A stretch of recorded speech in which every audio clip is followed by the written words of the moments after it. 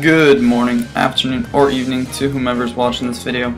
My name is David with Pokemon. Today, I'm bringing you my top 5 moves in competitive battling. This list was gathered together with a list of criteria. How many people can learn it, effect in battle, power of the move, etc, etc. Now let's get started with it. Number 5. Toxic. Toxic is just a status move that poisons the opponent, but that is not why it's on this list. The reason I believe Toxic is a top 5 competitive move is because it's usable by just about every single Pokemon in the game. Which is odd. I mean, how is this guy going to produce a toxic substance and send it over to the opponent? Seriously? Oh well. Regardless of how many Pokemon actually use Toxic, it's an easily accessible move that can make it the simplest Pokemon into an annoying staller. Just about every team you'll run into will have a Pokemon with Toxic, regardless of what tier you're in. And you shouldn't change that pattern. Number 4. Flamethrower. Now don't assume I'm putting Flamethrower on just because it's an attack move and attack moves are cool. Flamethrower deserves a spot on this list because every time I have a team without it, it seems to bite me in the ass. Trust me, you guys are going to have a real tough time without this move. Why, you ask? Mainly because of these two guys. Without a legitimate fire move, these guys are going to destroy your team. Flamethrower completely wipes them out and makes them a thing of the past. With 90 attack and 100 accuracy, you don't have to worry about missing your opponent or if the attack's going to do that damage. Flamethrower is a must on every single team. Number 3. Scald. If you play competitively, you understand that this move could be your best friend or your worst enemy. This move can completely change the game around for either team, and it's on just about every team you run into. If you're new to competitive battling your Pokemon in general, then now's the point you're probably wondering why it's so good. I mean, Surf has 90 attack and 100 accuracy, why is Scald any better? It's got 80 attack and 100 accuracy, it's basically the same move except weaker. Well, the reason it deserves a spot on this list is because a lot of Pokemon can learn it, and it has a 30% chance to burn.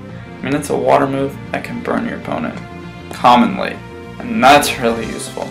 Because burning obviously lowers the attack by 1/2, which is really useful. Whenever I play against or with it though, the percent to burn feels more like 50% because it seems like it always happens. Regardless, being able to burn your opponent with a 100% accurate water move is a huge advantage. If you faced water Pokemon, the most common Pokemon in the game, you've faced Scald. Number 2. Earthquake. Earthquake is one of those moves that you just love to use in battling because it's so good. Earthquake is the only move that has 100% accuracy and 100% power and no repercussions.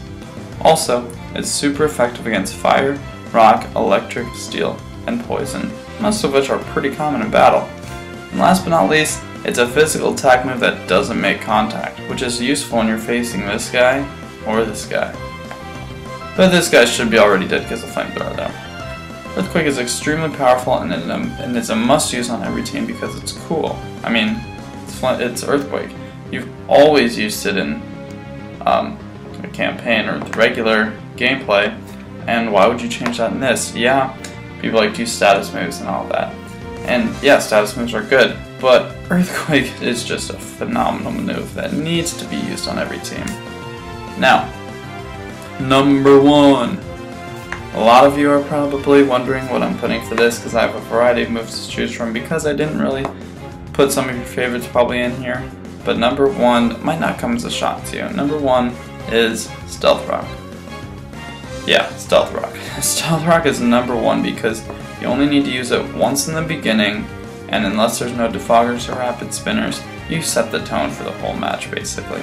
You can break Focus Sashes, knock out Talonflames and Volcaronas in 2 turns without even attacking them, and it's just a 1-turn setup move that can basically end your opponent. It makes such an impact on the game, especially if you got guys weak to it, and it's just a real Debbie Downer for the other team. I know it's just a setup move, but it really makes a big turn. I mean, Spikes is useful, but you need to set it up a bunch of times if you really want to make a difference. If you don't like competitive battling, it's probably because of this move or Spikes. Stealth Rock is just so useful, and like I said, it really sets the tone for the match. which is why it's number 1. It just really puts such an impact on the match, which is really cool. And yeah, it's annoying, but no, that's why it's good. Thank you guys so much for watching this video. If you liked it, be sure to like, subscribe, and comment some feedback. Otherwise, you can peace out of here because I know you probably got stuff going on. Otherwise, I'm out.